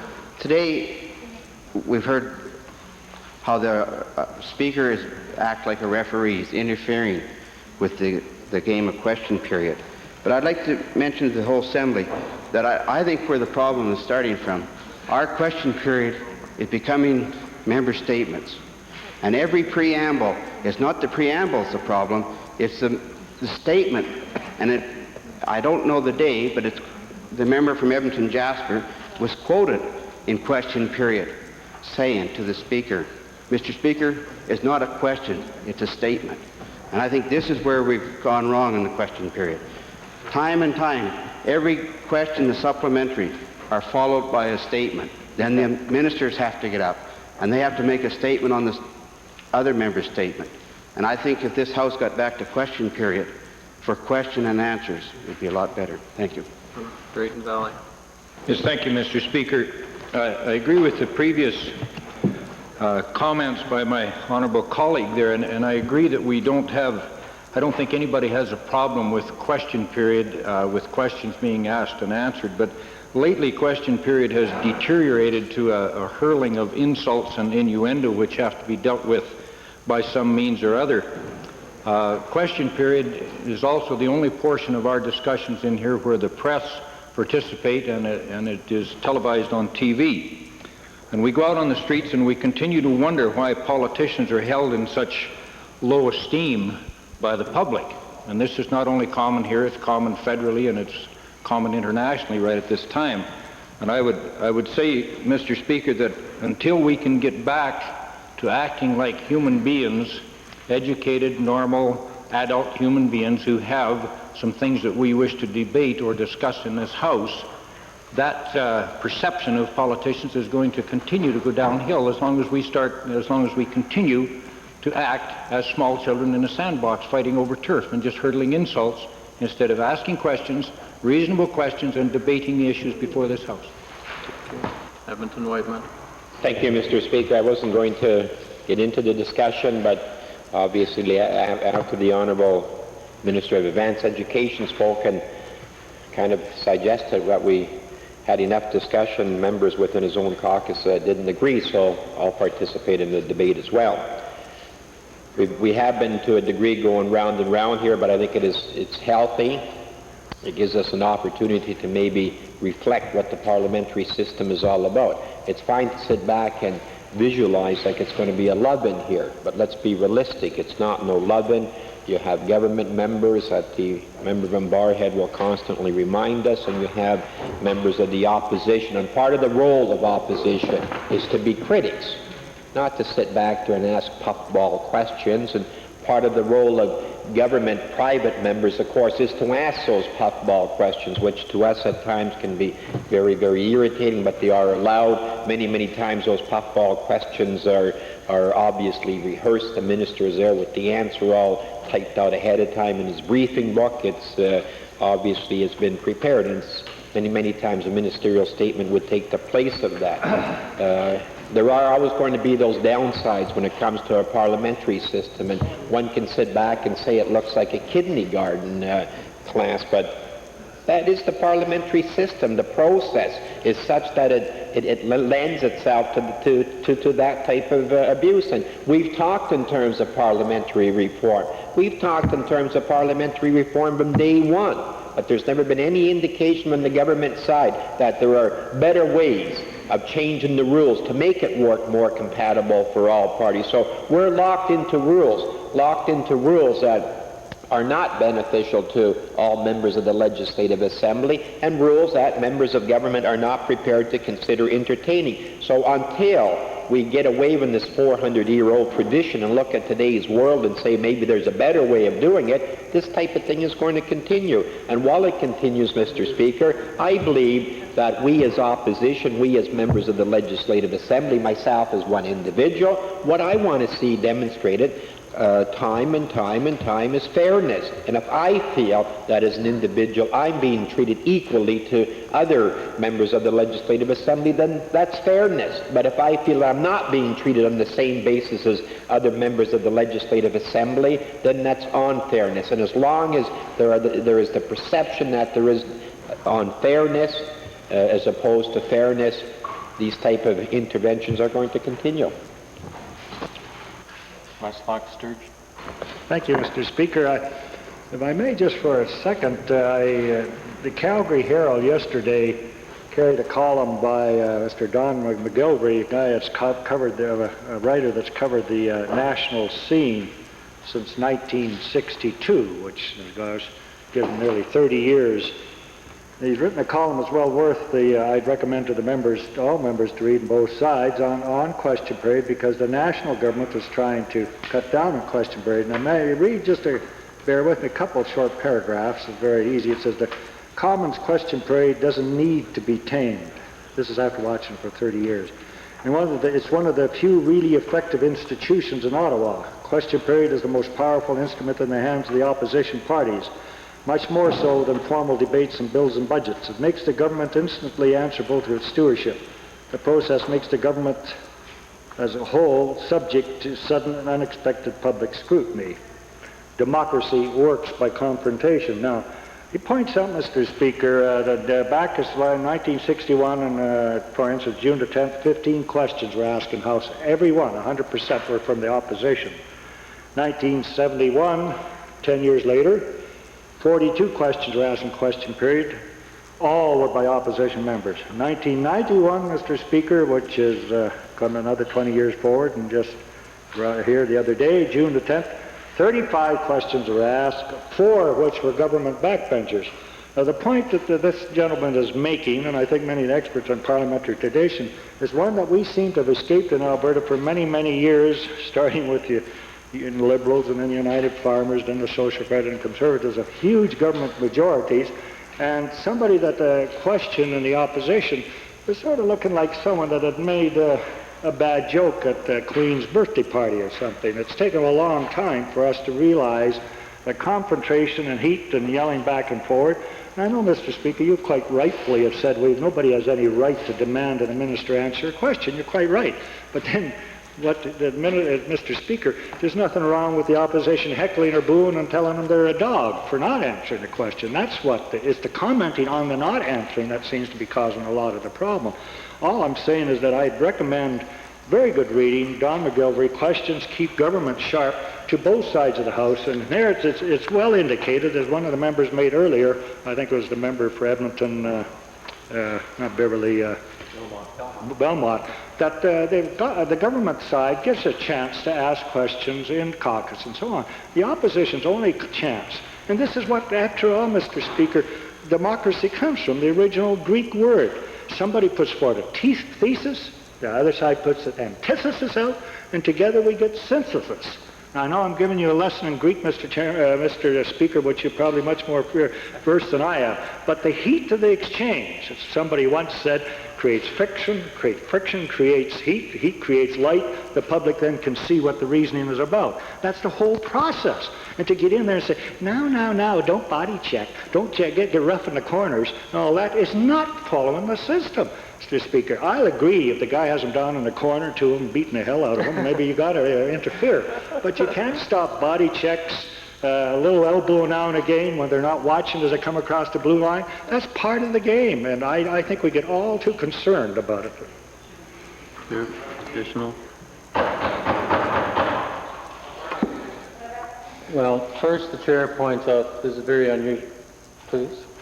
unusual circumstance. Ordinarily on points of order, members get to speak once, but having forgotten that, and I mentioned earlier that you could speak again, I'll allow it in this case only. This does not establish a precedent, and I'll listen to you for a few brief comments.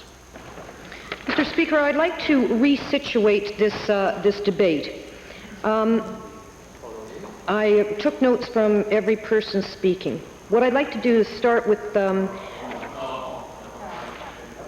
great detail, honourable member. Oh, is there a time limitation now? Forgive me, honourable member, did you not listen to what I said a few moments ago? It doesn't seem to register. So if you'd like to make your comments, please go ahead. You've got 5 minutes maximum. Thank you, Mr. Speaker, and thanks for the sarcasm, too. Mr. Speaker. Excuse me, honourable member. Then in turn, for playing tennis, thank you for your sarcasm. Mr. Speaker, I was not being sarcastic. It's the tone. It's the tone. That's my whole point of order. Let me resituate this debate. The Speaker responded to my letter last year. He says, in legislatures where there are few opposition members, the frequency of points of order significantly drops, and the chair accordingly has to intervene less in the debates within the chamber.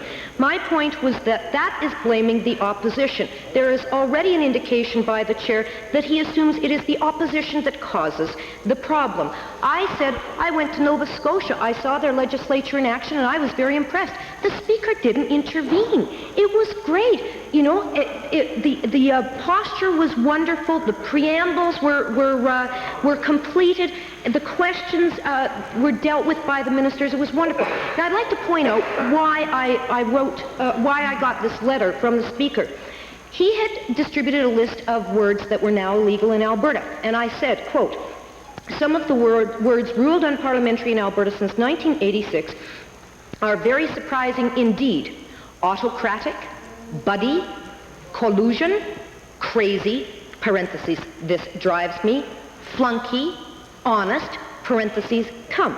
Now, that's what started this whole thing, because I was of the view that there was a lot of brand new rulings caused by a lot of intervention from the chair. Now, the Minister for Consumer and Corporate Affairs says, come on, folks, things are a lot nicer now than they were in 1979 when he first came to the House. Well, I was an observer after the 82 election as a researcher for the official opposition up in that gallery, and I can tell you that I saw Grant Notley ask up to 17 supplementary questions, Mr. Speaker. Now, don't tell me that things were more strict, okay? Secondly, the member for Pincher Creek Crow's Nest says, don't refer to examples used outside of Alberta, we make our own rules. In response, I say, we didn't write Beauchesne, we didn't write Erskine May, and they're usually cited, at least when it's politically convenient, as the top authority. Third, I would say, the standing orders, our little black book, are in theory written by the Assembly, right? Not so. We know that there's been a fight over every change to these standing orders since the day of Tom Sinlinger blowing the whistle on the Heritage Trust Fund loss of $60 million and the invention of closure. That was the first step, Mr. Speaker, and a number of other changes have occurred against the wishes of the opposition, driven through by the majority government. So don't say that we all make the rules, quite frankly. You people make the rules, and you make us live with them. A third point, I'd like to just respond to the member for Calgary Foothills. The intervention of the chair is what causes the frustration. As I said in my opening remarks, I saw a legislature work absolutely brilliantly, lots of debate, some heckling, lots of good questions, no intervention from the Speaker at all, and it was wonderful. Nobody got mad, just great.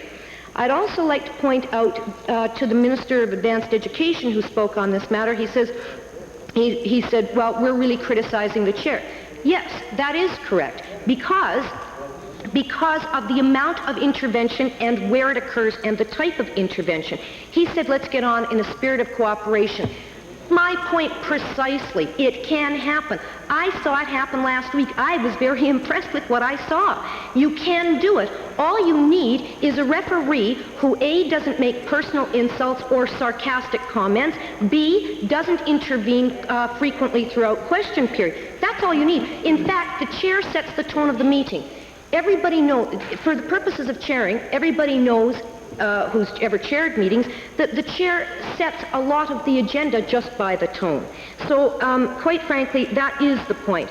Last night's debate, 3 hours in bill debate, only 2 bills got debated. But was there a lot of intervention? No. The fact of the matter is that the opposition and the government can both proceed in debate without invoking a lot of intervention from the chair.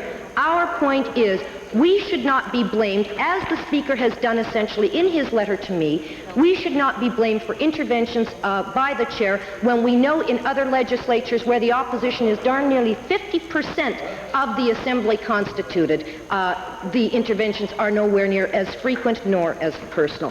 That was my point. Thank you, honourable members. There are a number of comments to be made. First, with respect to other parliaments in this country, I too have sat in on question period in nearly every parliament in this nation. And believe you me, this one has the best decorum in the whole country.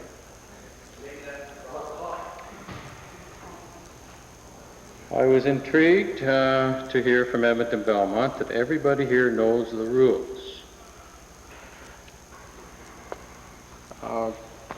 Could I perhaps remind you one or two? It's that business of questions again. question must be a question, not an expression of opinion, representation, argumentation, or debate.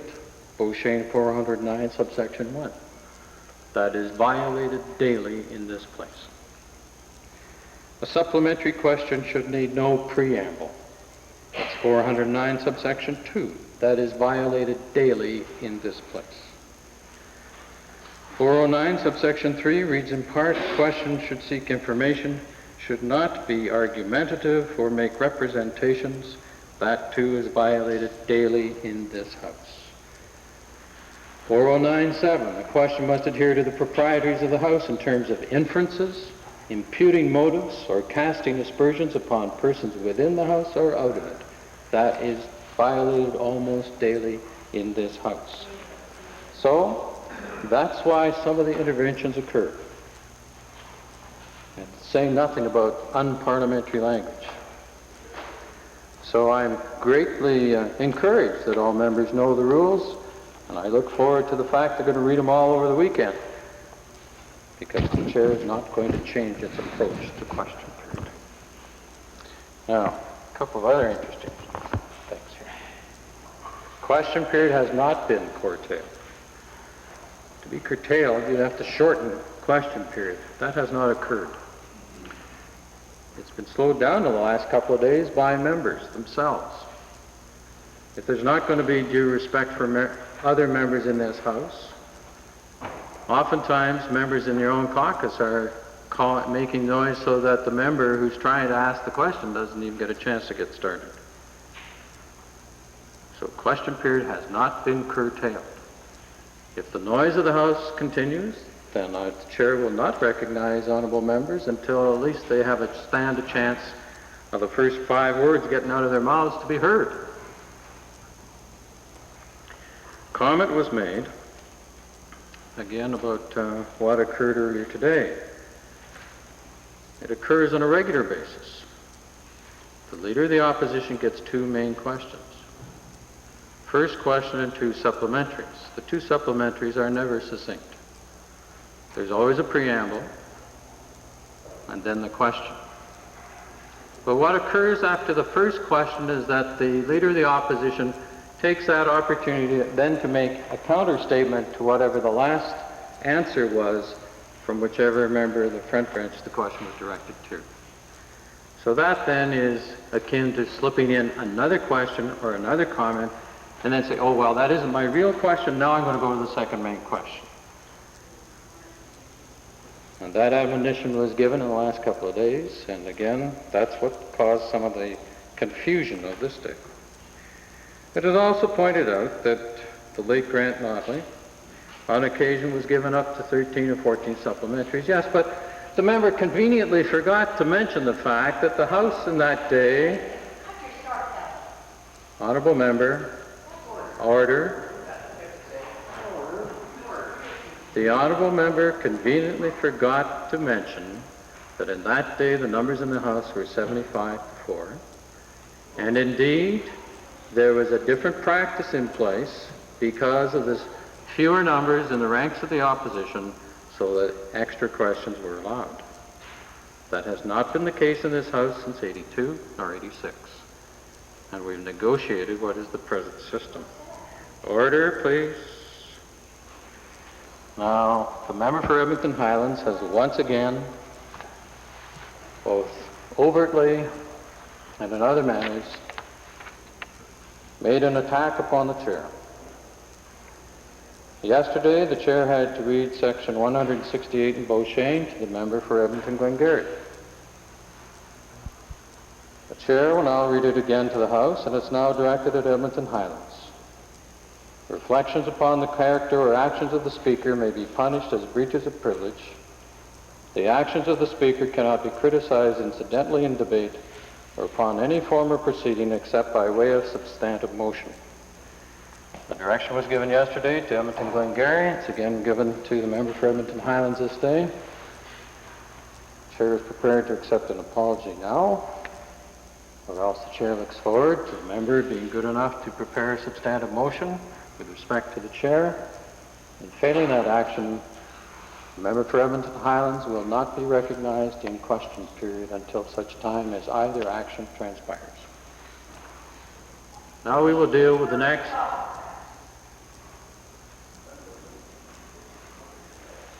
Now we have a point of privilege, I understand, Calgary Northwest. Thank you, Mr. Speaker. I rise today on a point of privilege as a result of events which transpired in the House on Wednesday afternoon of this week. I forwarded a letter to your office yesterday, Mr. Speaker, and therefore rise today to deal with the point. Mr. Speaker, under Beauchesne that I'm referring to here, Mr. Speaker, in particular I'm looking at sections 75 and 76, and Mr. Speaker, under those sections both of them deal with the privilege of members to have freedom of speech in the legislature. One of the things which occurred yesterday, or not yesterday, pardon me, it's on Wednesday. We were in the legislature that afternoon dealing with the appropriation bills, in particular numbers 46, 47, and 48. And Mr. Speaker, my task as a member of the legislature is to come to this legislature to conduct public business, as I believe was the phrase used by the Honourable Minister of Advanced Education. And my constituents want me to speak on issues of concern. One of their big concerns, Mr. Speaker, deals with finances and budget, which in particular were the bills before the House that day. When you review Hansard of the day, Mr. Speaker, the date for that particular event was June the 12th of this year, 1991. The provincial treasurer introduced the appropriation bills, and if you look at the heading on page 1670 of Hansard for that day, the provincial treasurer introduced Bill 48, Appropriation Bill, Alberta Heritage Savings Trust Fund Capital Projects Division. One of the conveniences we now have in Alberta Hansard, Mr. Speaker, as you are certainly aware, is we now have a time posted every 10 minutes. So sometime between 4:40 and 4:50 we had that bill introduced. Now, under standing orders, the effect is that the debate must be cut off 15 minutes before the end of the day. And the effect was, on that particular day, the provincial treasurer had the opportunity to speak to Bill 48. The member from Calgary Mountain View had a brief opportunity to speak, and then under standing order was interrupted. And the unfortunate result, Mr. Speaker, was that not only did I not have an opportunity to speak, as I was hoping and prepared to do and wanted to do that day, but no member of the Liberal caucus had the opportunity to speak to Bill 48 under third reading.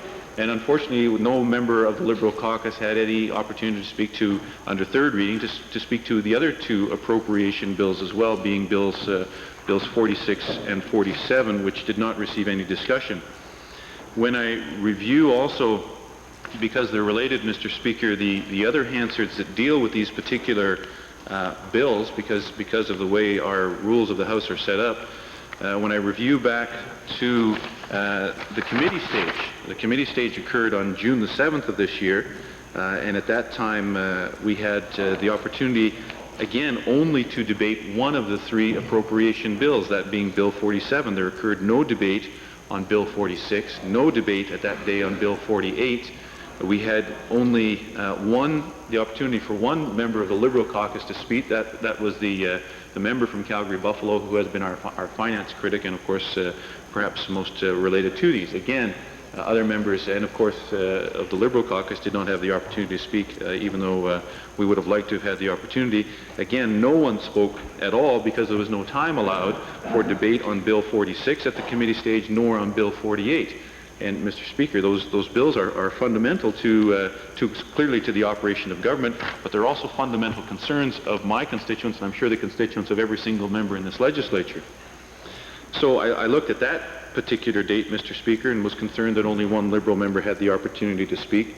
And so I went back to 2 days prior to that, Mr. Speaker. That was June the 5th, when we had the opportunity for second reading of these three bills. And at that time, when in reviewing Hansard, Bill 46 only was introduced by the provincial treasurer. There was no debate at all on that day of Bills 47 or Bill 48, despite the fact at the end of that day, at the allotted time, those bills were voted upon and carried along. We had two members of the Liberal caucus speak to only Bill 46. No Liberal spoke to the other bills, the member from Westlock Sturgeon, the member from Edmonton Whitemud. And again, I unfortunately did not have the opportunity because of time constraints. Now, Mr. Speaker, my concern, my reason for rising on a point of privilege after a third reading is I understand that there are times when we have to allow other members of our caucus the opportunity to present viewpoints, and clearly we can't have every single member speaking on every single issue. But on third reading in particular, Mr. Speaker, and that's why I raised the issue with you, with your office yesterday, on third reading, no Liberal member had the opportunity at all to speak. And in fact, when we look at the total time allotment for the debate of Bills 46, 47, and 48 at all three stages, the total time allotment comes to approximately 155 minutes or slightly less. We don't have the exact times in there.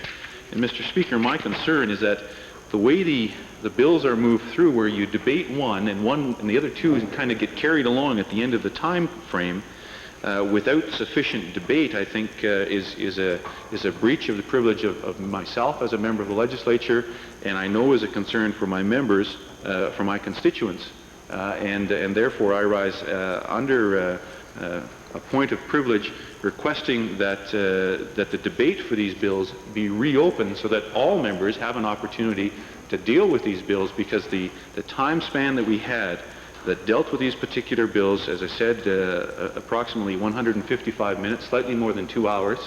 The expenditures, when we total up all those bills, and we look at the time allotment, we spent $79 million a minute for the debate that we had.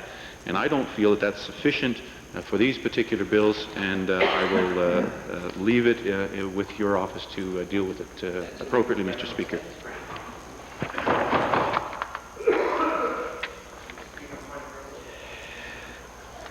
I need to think about that for a moment. Just half a moment, please.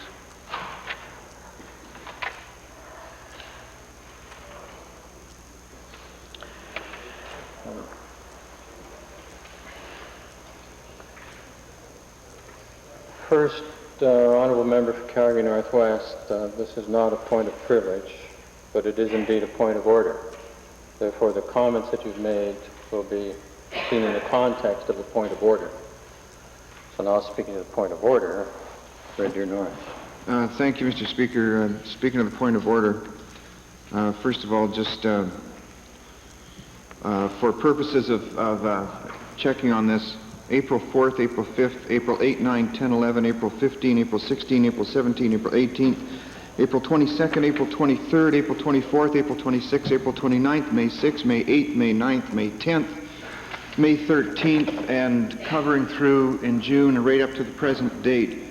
Those are all very significant dates, Mr. Speaker, and I'd like to explain why. But first, we've heard from the member opposite that the insinuation is they are not been given an opportunity to speak either on bills or in committee. Well, there's something very significant about those dates which I just gave, Mr. Speaker. On all of those dates, all of those nights, and right through into June, there never has been, at any one time on those particular dates, more than 2 Liberal members in the House. 2 only. And yet they say that they have not had opportunity to speak. Last night we were here until 11:30.